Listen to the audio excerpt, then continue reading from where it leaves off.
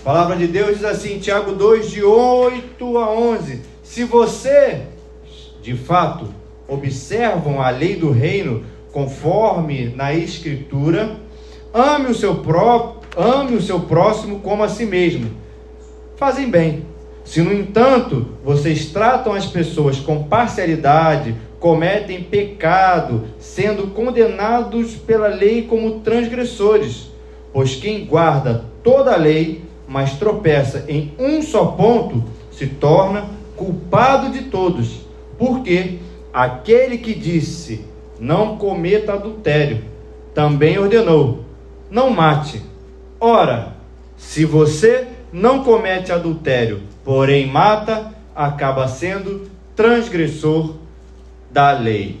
Amém? Feche seus olhos, curva sua cabeça. Pai querido, Deus amado, nós te louvamos, Senhor, te agradecemos pela tua palavra exposta, Deus, e queremos te pedir, Senhor, que em nome de Jesus o Senhor trabalhe nas nossas vidas, Pai. Nós declaramos nesse lugar que só o Senhor Jesus é Rei, Pai, e desde já, em nome de Jesus, nós amarramos e cancelamos todo o ladrão da palavra, Pai. Te pedimos, Deus, que a tua palavra, Senhor, seja, Senhor, perseguida por milagres, prodígios e sinais, Pai. Então opera no nosso meio nessa noite, Deus. É o que eu te peço, te louvo e te agradeço em nome de Jesus. Amém e amém. Hoje eu não sei se você sabe, mas se você não sabe, permita-me te lembrar que hoje é um culto onde nós celebraremos a ceia do Senhor. E o culto de Santa Ceia é um momento que nós temos para refletir acerca da palavra de Deus, refletir acerca daquilo que Deus tem para falar aos nossos corações e principalmente, queridos, de vez em quando fazermos alguns ajustes. Você sabe perfeitamente que de vez em quando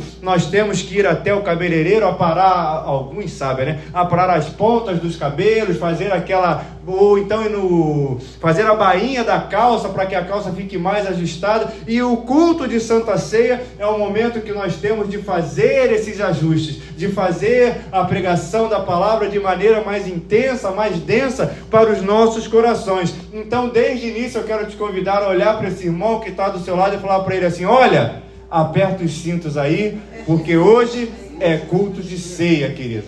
E aí, querido, você leu junto comigo, e existe um fato que é consumado e que todos nós sabemos no meio evangélico, daqueles que professam a Jesus Cristo, que todos nós nascemos em pecado por conta da nossa natureza adâmica. Por conta do pecado original ali executado por Adão, nós carregamos na nossa natureza o pecado. Não à toa, Paulo, lá na carta aos Romanos, ele diz assim, pois mudaram a verdade de Deus em mentira, e honraram e serviram mais a criatura do que o Criador, que é bendito eternamente. E nesse texto, Paulo faz para o meu coração, para o seu coração e para o coração desse irmão que está do seu lado, uma advertência acerca de uma substituição. Substituição de quê? Substituição da verdade pela mentira.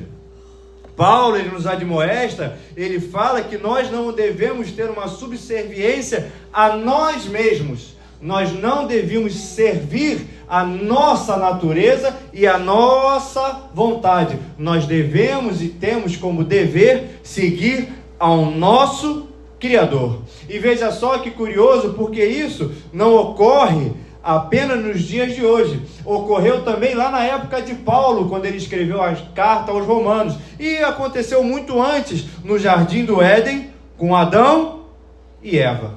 Porque entenda que no Jardim do Éden, Deus colocou inúmeras árvores. Você conhece essa história, sim ou não? Sim. Pois bem, e ele colocou lá a árvore da vida e a árvore do conhecimento do bem e do mal. E no meio daquelas árvores, junto com aquelas tantas árvores que lá estavam, existiam muitas outras. E Deus então, ele contou ali para Adão e para Eva, mas principalmente para Adão, que ele não poderia comer do fruto da árvore da vida. Porém, Adão preferiu assim fazer. E quando cometeu essa desobediência, ele cessou ao acesso à árvore da vida. Adão preferiu naquele momento comer da árvore do conhecimento ao invés de comer do fruto da árvore da vida.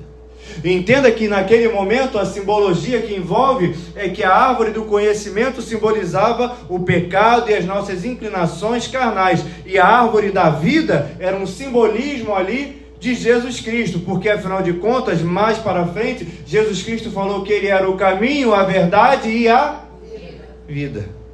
Entenda que isso sempre permeou a natureza do ser humano depois do Jardim do Éden. Eu posso ouvir uma misericórdia por conta disso? Misericórdia. Não foi com fé. Não, fale, misericórdia pela minha vida. Misericórdia por essa carne que eu carrego, meu Deus do céu. E queridos, em Romanos existe uma afirmação categórica de que todos pecaram. Obviamente que isso não indica que você estava lá no Jardim do Éden e esteve lá naquele momento participando daquela situação. É por conta da nossa natureza adâmica que foi transportada para toda a raça humana. E isso, queridos, vem conosco até o momento que nós encontramos a Cristo. Então, quando nós nos encontramos, temos esse encontro com Jesus Cristo, eu creio que você já teve um encontro com Jesus Cristo, eu posso ouvir um amém por conta disso. Quando nós nos encontramos com Jesus Cristo, nós deixamos de ser autônomos e nos tornamos teônomos. Aí você fala, credo? Autônomo, você sabe, o profissional autônomo é aquele que trabalha por conta própria. O cidadão que é autônomo, ele faz as suas vontades. Tudo aquilo que envolve teo, antes, o prefixo teo, quando você estuda teologia, nós estamos estudando a Deus. O teônomo é aquele que depende da vontade de Deus, que é regido pela lei divina. Ou seja, tem o autônomo e o teônomo. Guardou essa aí? Anota aí. Anota essa, que essa aí impacta. Essa aí deixa não? Você, querido, você não é mais autônomo. Você é um cidadão que você é regido pela vontade de Deus para a sua vida. Então, quando a sua natureza adâmica começa a gritar e começa a falar, não, eu quero fazer, eu quero isso, eu quero aquilo, você lembra assim, meu Deus do céu, agora eu sirvo a um Deus que é vivo, eu sirvo a um Deus que me rege. E qual será que é a vontade de Deus mediante essa situação que eu estou enfrentando? E queridos, entenda que mediante toda essa verdade, que verdade? De que nós somos pecadores por conta de Adão e perdoados por conta de Cristo, é que Tiago escreveu essa carta.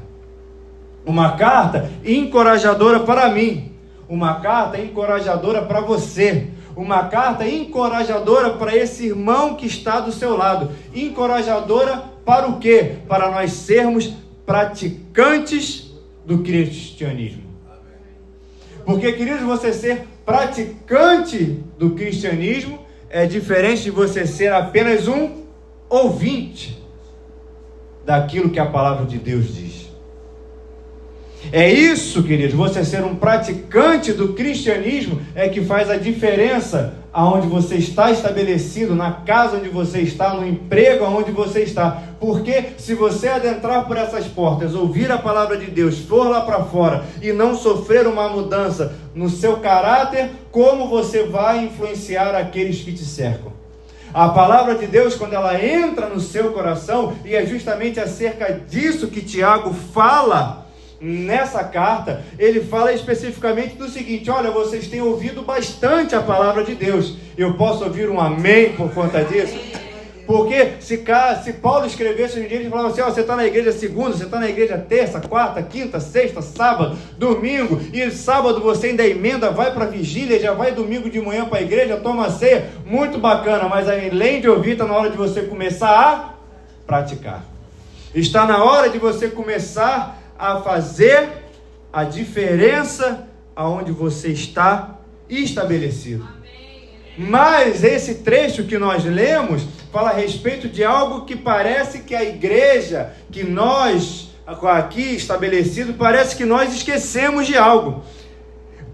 Tiago, ele fala para mim, ele fala para você que se você respeitar um mandamento, mas desrespeitar o outro, ou seja, ele fala o seguinte: se você pegar uma parte da palavra de Deus e fizer aquilo como sendo certo, mas pegar as outras partes da palavra de Deus e simplesmente ignorá-la, de nada vale a parte certa que você seguiu.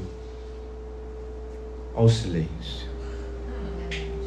Ele fala para mim e para o seu coração: olha, se você respeitar 8 dos 10 mandamentos, vocês são considerados culpados. E queridos, olhando para a realidade da igreja de hoje em dia, a igreja que eu digo, a igreja gospel de hoje em dia, o meio evangélico, parece que virou os canhões dele, virou a mira da sua bazuca para alguns tipos de pecado e se esqueceu de outros. A igreja parece, e nós, eu não me excluo disso, eu posso falar por mim, da minha classe, dos pastores, parece que ela mirou os seus canhões num tipo de situação e se esqueceu de todo o resto que o evangelho envolve. Entenda e olhe bem para cá: infidelidade é pecado? Sim ou não? Sim. Mas quando nós falamos de infidelidade, nós viramos o nosso canhão para a infidelidade entre marido e mulher. E, naturalmente, que a infidelidade para o seu cônjuge é pecado. Minha esposa está ali dando glória porque eu estou falando isso, porque eu tenho consciência disso. A infidelidade para o seu cônjuge é pecado. Porém, a infidelidade com a sua liderança também é pecado. A infidelidade com a sua igreja também é pecado. A infidelidade com a denominação a qual você faz parte também é pecado. Ou seja, não adianta nós virarmos nossos canhões para a infidelidade matrimonial e nos esquecermos dos outros âmbitos que envolvem infidelidade. Roubo é pecado, sim ou não? Sim. Roubar dinheiro é pecado. Roubar roupa na Renner é pecado. Mas roubar a membresia de outra igreja também é pecado. Você de repente sair de uma igreja em rebeldia, sair de uma igreja sem seguir a vontade do seu pastor, sair de uma igreja de repente falando, de repente da igreja de qual você fazia parte, e ficar fazendo almoço, janta, churrasco por aí, chamando a membresia da sua ex-igreja, é pecado. Pescar no aquário do amiguinho é pecado, querido. Amém. Não é só roubar, hoje em dia nem tem mais, não é só roubar bala nas lojas americanas, não. Roubar a membresia de outra igreja também é pecado. Amém. Se de repente você se locomoveu, se trasladou de uma igreja, que Deus te abençoe pelo seu caminho, mas para de convidar o pessoal daqui para ir em determinados lugares. Que Deus abençoe a caminhada de cada um. Se de repente você chegou aqui, vindo de outra igreja, e glória a Deus pela sua vida, fique aqui conosco, mas deixa o aquário do amiguinho lá. Amém. Porque, queridos, existe um aquário ali do lado de fora, de pessoas que não têm a Jesus Cristo e que anseiam por receber a visitação do Espírito Santo e da salvação. Então, se nós tivermos que pescar em algum aquário, é só abrir a porta ali fora, que está cheio de almas passando ali do lado de fora. Hoje, inclusive, se assim eu posso dizer, nós investimos um tempo ali do lado de fora, distribuindo panfletos, e estaremos no próximo mês fazendo um trabalho maior, distribuindo aí pelas ruas. Você que tem o desejo de conquistar almas, eu posso ouvir um glória por conta disso? Deixa a outra igreja lá. E vamos atacar aqueles que estão perdidos e caminhando para o inferno. Vamos atacar, e atacar, você entende o que eu estou falando, não é atacar, esganar o cidadão que está do lado de fora, não. É convidá-lo a conhecer o Evangelho de Jesus Cristo. Vamos atrás daqueles que a alma está perdida. E aí, se eu posso ir mais fundo e escavucar ainda mais, hoje a igreja, ela combate muitos grupos que aí estão. E você entende do que eu estou falando. grupos alternativos, grupos de pessoas que andam na nossa sociedade, mas parece que nós voltamos os nossos canhões para aqueles que estão do lado de fora, disparando acerca da nossa munição para aqueles que estão do lado de fora, como se eles fossem os nossos inimigos. E esquecemos de olhar para dentro da nossa igreja e contemplarmos as falsas doutrinas que estão invadindo o nosso meio. Hoje, ao abrirmos o YouTube, ao abrirmos a internet, ao abrirmos os nossos púlpitos, para a falta de pudores, nós começamos a alimentar conceitos contrários à palavra. Quando nós, de repente, deixamos de confrontar coisas que estão estabelecidas no nosso meio, porque lascívia é pecado, difamação é pecado, glutonaria é pecado. Glutonaria é comer, sabe aquele pudim de doce de leite que você comeu hoje? Você passou na padaria, comprou a galinha, foi para casa e comprou o pudim de leite. Aí você foi comer um pedaço. Ah, você vou comer só mais um. Aí você comeu 2. Daqui a pouco você comeu 13 pedaços daquele negócio. Isso que é glutonaria. É comer demais. Era mais fácil comer um pudim. Era mais fácil partir o pudim, deixar um pedaço lá e pegar o resto para você. Vê se esse... Não olha para o irmão do lado não. Deixa o... Glutonaria também é pecado. E aí a pergunta do Espírito Santo para o meu e para o seu coração é muito simples. Por que algumas coisas ainda são pecados para nós e outros pecados parece que foram riscados do livro do pecado? Por que que a igreja, conforme foi andando e passeando pelo tempo, ela foi começando a olhar para certas situações e falar, não, isso aqui é pecado, mas não é tão pecado assim. Como, por exemplo, divórcio. Ainda é pecado. Mas hoje em dia parece que a igreja voltou os seus canhões para outro tipo de pecado, como só aquilo fosse pecado. Mas, queridos, a lista de pecados não mudou. A lista de pecados continua sendo a mesma de muito tempo. O que mudou foi o jeito que a igreja começou a encarar o pecado. A igreja começou, em detrimento do pecado A, voltar os seus canhões para o pecado B. E aí foi se esquecendo.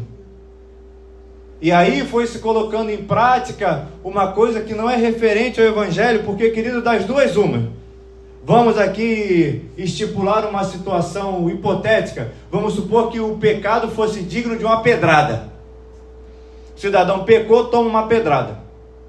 Está me acompanhando? Aí o cara é ladrão. O cara roubou a calça da Renner. Pedrada nele. Pecado é pedrada. Estamos fingindo, é fingimento, é ilustração, é parábola, é uma ilustração para você entender. Amém? Amém? Pecou pedrada, certo? Mas aí, o Beck é meu camarada. O diácono Alexandre não é muito não. O diácono Beck é meu camarada. O diácono Alexandre roubou a calça da Renner. Eu pego-lhe uma pedra portuguesa e pum! Nele. O Beck roubou a calça também. Mas o Beck é meu amigo. Eu vou dar uma pedrada nele? Aí você fala assim, deveria. Porque tu deu uma pedrada no Alexandre, então vai ter que dar uma pedrada no Beck. Mas o Beck é meu amigo. E aí, queridos, a gente entra por um problema, porque ou é pedrada para todo mundo, ou é pedrada para ninguém. Acontece que a igreja entrou por um viés que certo tipo de situação é pedrada. É taca pedra na Angelique, ela é boa de apanhar, ela é boa de... Tem um pessoal que ficou com vergonha. Mas tiveram os pecados que a gente começou a tacar pedra que nem os loucos. Não, isso é pecado, isso está errado, esfola, o que é isso, o que é aquilo. E aí o pastor, mas aí não, esse aí não, porque ele não precisa dar pedrada nele não. Tiago, ele nos faz uma advertência, queridos, que devemos guardar todos os mandamentos e aplicá-los de uma maneira igualitária. Porque entenda bem, se você é o irmãozinho que defende a pedrada, errou a pedrada. Dá a pedrada no Alexandre, dá a pedrada no Beck. Você é o irmão da pedrada.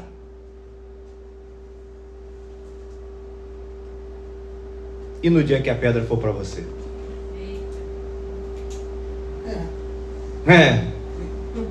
E no dia que a pedrada for para atingir você? Porque é muito bom dar pedrada no filho dos outros. E quando for o seu filho? De vez em quando a gente olha para o filho do vizinho e fala, não, o filho do meu vizinho é um maconheiro. Mas o seu filho não. O seu filho é recreador. Queridos, quando a pedra bate na gente, a coisa fica estreita. E obviamente que ninguém quer levar uma pedrada. E eu creio que tão pouco quer dar uma pedrada em alguém. E entenda que essa palavra não vem nessa noite liberando o contrário. Como é liberado o contrário? Como eu não sou a favor de dar pedrada e nem de dar pedrada, vamos liberar e que cada um assuma as suas pedradas. Não, queridos. Essa palavra é justamente o oposto. O pecado, ele não está liberado para ninguém. É justamente o oposto. Porque, queridos, Tiago diz assim: falem e vivam como pessoas que serão julgadas pela lei da liberdade. Porque o juízo é sem misericórdia sobre quem não usou de misericórdia. Queridos, essa palavra ela vem ao meu e ao seu coração para que você justamente comece a ter aversão, não por medo de tomar uma pedrada. Que você não venha a ter aversão ao pecado pelo medo de tomar uma pedrada. Porque entenda que a grande situação aqui da ilustração que eu usei do diácono Alexandre e do diácono Beck, eles não roubavam a calça porque eles tinham medo da pedrada. A pedrada ela vai dar e vai passar uma hora. Você faz o curativo e ela fica muito bem depois. O que tem que te causar aversão ao pecado é o amor que você sente por Cristo. Porque a pedrada vai e volta. E se eu posso dizer assim, na sociedade de hoje em dia vai ter vezes que você vai estar certo e você vai tomar uma pedrada. Mas, queridos, o que tem que estar no nosso coração não é o medo de tomar uma pedrada, e sim o medo de nós pecarmos e de termos um distanciamento do nosso relacionamento com Cristo. Porque cada vez que nós fazemos algo e não nos arrependemos, o nosso relacionamento com Cristo, ele se torna mais frio, ele se afasta. Eu poderia aqui perfeitamente fazer uma pregação para você nessa noite e despejar vitória, levanta a sua mão para o céu que eu vou profetizar, e aí todo mundo ia ficar muito feliz. Glória a Deus. Mas culto de ceia, querido, é culto de palavra. Não que as outras não sejam palavras, são palavras também, mas o culto de ceia é o momento de você fazer uma autoanálise. Você começar a se olhar de maneira singular, de maneira individual e fazer uma avaliação de como você tem levado a sua vida como cristão.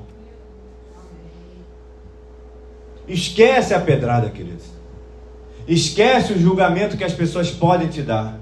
Esquece aquilo que as pessoas falam a seu respeito. Esquece aquilo que as pessoas podem apontar o dedo e falar acerca daquilo que você faz ou deixa de fazer. E comece a se importar com aquilo que Deus pode falar a seu respeito. Porque entenda que fato é que na sua caminhada com Cristo, você já abandonou muitas práticas. Eu posso ouvir um glória por conta disso? Eu não sei quantos anos você tem de caminhada com Cristo. De repente você tem 1 ano, 2 anos, 10 anos com Cristo, 20 anos com Cristo, sabe-se lá, 30 anos com Cristo, é? Querido, se você olhar quando você se converteu para a realidade onde você está hoje, muitas coisas você deixou para trás. Mas ainda existem coisas que você carrega junto com você. E é justamente por conta disso que nós sempre estamos carecendo do perdão da parte de Cristo para as nossas vidas. É por isso que nós somos, como disse o poeta na música, nós somos escravos da graça de Deus. Porque nós abandonamos muitas coisas. Eu posso ouvir um glória por conta disso? Mas nós continuamos de prática de outras tantas. João nos garante que se nós falarmos que nós não temos pecados, nós automaticamente nos tornamos um pecador, porque caímos na vala do mentiroso. Porque afinal de contas, eu sou um pecador, eu posso ouvir o misericórdia por conta disso, mas eu não vou ficar sozinho nessa não. Se você olhar para esse irmão que está do seu lado aí, ó, você vai ver um pecador também. E se você bater no seu peito, esse barulho que você vai ouvir é de um peito de um pecador. Mas entenda que no meio disso tudo, o Espírito Santo de Deus, ele não te trouxe aqui para te dar uma carta de alforria para você sair pecando. É o oposto. O Espírito Santo te trouxe aqui para que você pare de olhar para o pecado do próximo e comece a olhar para os... Deu até vergonha de falar, né? Meu Deus do céu. E nos aproximarmos da mesa nos coloca numa posição de autoanálise. E como isso é desconfortável. E o quão gratificante é de vez em quando. Vou falar de mim. Não vou falar de você não, porque só eu tenho essa gratificação, né? Você entra lá no Globo.com e você vai vendo lá os negócios. Fulano de tal, não sei o que. Beltrano comprou uma casa. Não sei quem se separou de não sei o que lá. Você fica lendo aquelas notícias porque você... A gente, só eu. A gente gosta muito de ver o Instagram dos outros. Mas e ver o nosso Instagram? O nosso Instagram. E a gente olhar para o nosso travesseiro. E nós olharmos para a nossa vida. Reconhecer os nossos pecados. Queridos, entendam e olhem para cá. Existe a latente necessidade de encararmos de frente e honestidade o pecado que tem nos assediado tenazmente. Existe essa necessidade. E aí você não precisa responder para ninguém. Você só aí no seu lugar, você pode meditar e pensar acerca da pergunta que o Espírito Santo de Deus traz ao meu e ao seu coração, diaconisa Célia.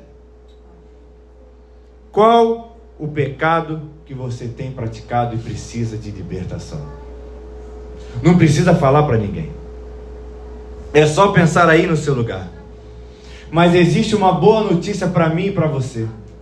Que quando existe o reconhecimento do pecado e um coração contrito na presença de Deus para ser trabalhado, a graça de Deus se expande dos céus, é derramada sobre a sua vida. O poder de transformar começa a adentrar pelo seu corpo, e aquilo que você fazia, você é tomado por uma consciência de que você não pode mais fazer. A misericórdia está colocada em deleite para mim e para a sua vida. A liberdade, todos os outros elementos citados anteriormente, como a graça, a misericórdia, a liberdade no Espírito Santo, já foram conquistados na cruz do Calvário para mim, para você e para esse irmão que está do seu lado. Aquilo que foi conquistado na cruz do Calvário por Jesus Cristo está ali para todos aqueles que professam Jesus Cristo como seu Senhor e Salvador. E a confissão de Jesus Cristo é algo que de repente você já fez. Eu posso ouvir um glória por conta disso? Então a graça foi estendida sobre a sua vida. Você, quando se libertou das amarras do pecado, pecado e se colocou à disposição de Deus, a graça foi estendida, o perdão está ao seu alcance.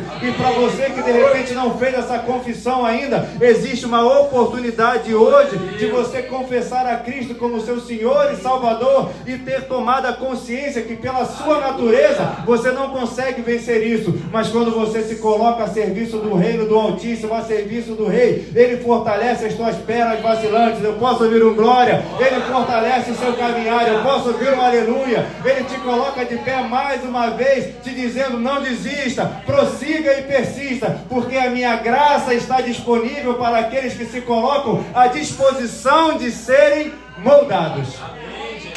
Aplauda o Senhor. Queridos, olha com um olhar carismático para esse irmão que está do seu lado aí.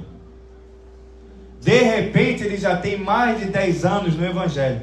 Quem aqui tem mais de 10 anos? 25. Quem dá mais? Quem tem mais tempo do que 25 anos? Quem tem 30 anos de Evangelho? Mais? A vida inteira. Então vamos parar por aqui, senão daqui a pouco a irmã revela a idade. Se você conhecesse essa criatura que está do seu lado 30 anos atrás, Vanzerlei, meu Deus do céu, foi através da confissão do pecado e se colocando como vaso na mão do olheiro que ele, que ela foi vencendo os pecados que assediavam.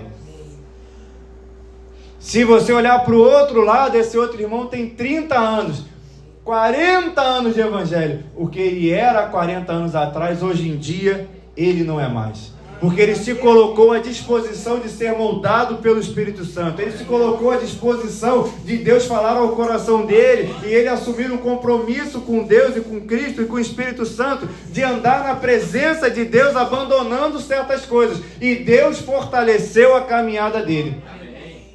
E aí eu quero fazer um convite para o meu e para o seu coração, para que daqui a 10 anos você volte aqui de novo e olhe para a cara desse irmão aí novamente. Aí você vai ver que daqui a 10 anos ele não vai estar igual como ele estava hoje. Porque ele vai ter progredido na presença de Deus. Porque no dia de hoje ele confessou algo na presença de Deus, que Deus olhou dos altos céus e falou assim: olha, eu estou ouvindo o que você está falando, olha, eu sei do que você está falando, e eu vou te ajudar a vencer esse pecado. Mas foi através da confissão. E o Espírito Santo de Deus pergunta para mim e para você: o que precisa ser confessado hoje na presença do seu Pai? E na presença do seu Pai, na presença da mesa. Queridos, quando você faz aquela ceia de Natal bonita, que você faz no fim do ano, que você chama todo mundo para ir para sua casa, o desejo que existe no seu coração é que as pessoas sentem à mesa e tenham momentos de intimidade, sem hipocrisia. Porque afinal de contas, você tinha apelido, Beck, quando você era pequeno? Estou pegando no seu pé hoje. Beck? Ah, Beck já é apelido, né? É. Ninguém quer sentar à mesa da família do diácono Vanzerlei e ele vai sentar, o irmão dele vai chegar para ele: diácono Vanzerlei, passe-me a Coca-Cola por obséquio. Ele, quando se assenta na mesa junto com seus familiares, ele é o Bequinha. Ô Bequinho, como é que tá? Pega ali a Coca-Cola e me dá aí,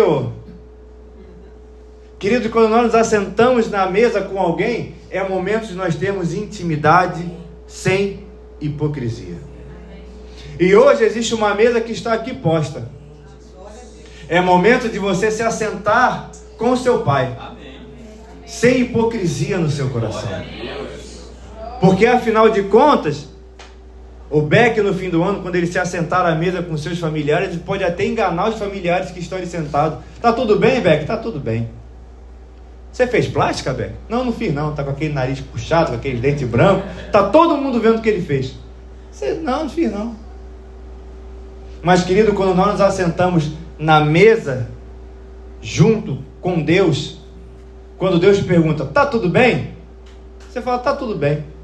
Mas Ele sabe que não tá. Então aproveite a oportunidade de estar com seu Pai nessa noite, se assentando à mesa junto com Ele, e confesse na presença do seu Pai aquilo que você sabe, que você já foi convencido que você não tem forças para vencer. Porque entenda bem, queridos, nós, pela nossa força, tem certos pecados que nós não conseguimos nos liberar. Nós só conseguimos com a nossa vontade, junto com a operação de Deus nas nossas vidas. E agora que nós vamos celebrar a ceia, você vai ter a oportunidade de confessar ao seu Pai aquilo que você tem um desejo no seu coração de ser liberto.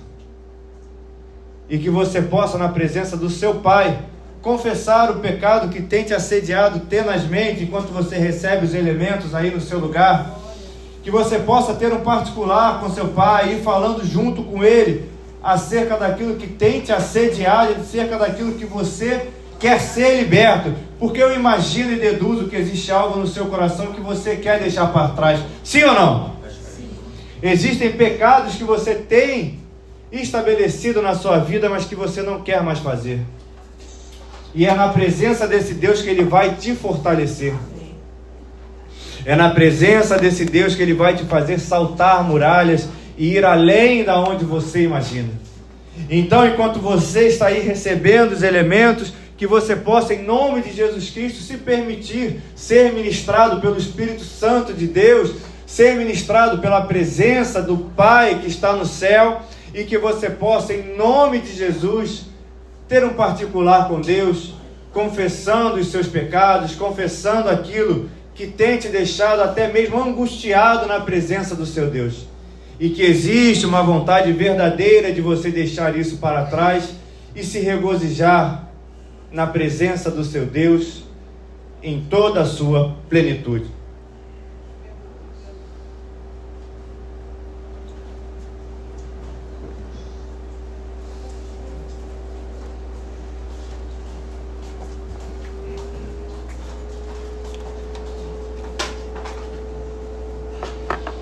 Deus querido, Pai amado, nós te louvamos, Senhor, te agradecemos, Pai, porque o Senhor é um Deus bom, um Deus poderoso, digno de todo louvor, de toda adoração, Pai.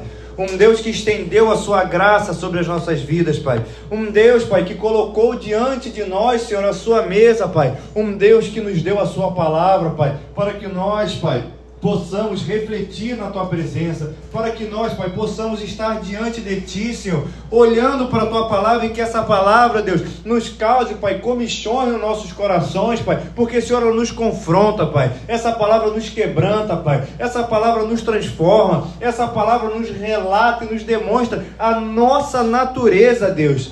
Ah, Pai querido, Deus amado, eu te louvo e te agradeço por essa noite na Tua presença, que o Senhor está aqui, Pai, ministrando aos nossos corações da Sua cura, Senhor. Nesse momento, Pai, que o Senhor está diante de nós, Pai, como um Pai de amor, um Pai querido, pedindo, Senhor, falando conosco para que nós, Pai, venhamos a confessar os nossos pecados. Deus querido, em nome de Jesus, Pai, nós queremos entrar na Tua presença pedindo perdão pelos nossos pecados, pedindo perdão pelas nossas falhas, pedindo perdão pelas nossas transgressões. E Deus querido, que o Senhor possa trabalhar nas nossas vidas, Pai, nos trazendo, Deus, para louvor da Tua glória, Pai, o reestabelecimento, Pai, da nossa aliança, Deus. Esse pão que aqui está, Senhor, representa o Teu pão, o Teu corpo moído na cruz do Calvário, Pai, pelos nossos pecados, Pai. E nós te damos graça por aquilo que o Senhor fez, Pai, lá na cruz, conquistando para nós o perdão pelos pecados, conquistando para nós, Senhor, a transformação de vida sobre as nossas vidas, Pai, conquistando para nós, Senhor, da Tua presença sobre nós, Pai. Nós te louvamos, Senhor, e te agradecemos, Pai, por aquilo que o Senhor fez na cruz do Calvário, e participamos do pão em nome de Jesus. Amém e amém. Te damos graça, Pai, te damos graça, Senhor, por aquilo que o Senhor fez nas nossas vidas. Deus querido, Pai amado, eis aqui, Pai, eis aqui, Senhor, o suco, o vinho, Pai, que simboliza o Teu sangue, Pai. Sangue, Senhor, vertido na cruz também, que refez a aliança com o Teu povo, Pai. Deus querido, poderoso, nós também engrandecemos, Pai, a Ti, Senhor, pelo Teu sangue vertido na cruz do Calvário. Deus querido, nós louvamos a Ti, Pai, pela Tua presença nas nossas vidas, Pai. Nós, Senhor, Te louvamos porque nós temos a oportunidade de participar da mesa junto contigo, Pai. E nós queremos Te pedir, em nome de Jesus, Pai, que essa celebração da ceia seja algo, Pai, que venha restabelecer um altar nas nossas vidas, Pai. Venha restabelecer um ponto, Pai, um ponto de marco, de divisão, Pai, de antes e depois, crendo que agora, Senhor, nós estaremos debaixo da Tua presença, Pai. Nós estaremos com a nossa aliança refeita, Pai. Nós adentramos na Tua presença, Senhor, glorificando Teu santo nome, Pai, por aquilo que o Senhor fez por nós na cruz do Calvário. Esse, Pai, esse elemento que aqui está, simboliza o Teu sangue, Pai, e nós damos graça a Ti por aquilo que o Senhor fez, Pai, e participamos desse cálice em nome de Jesus.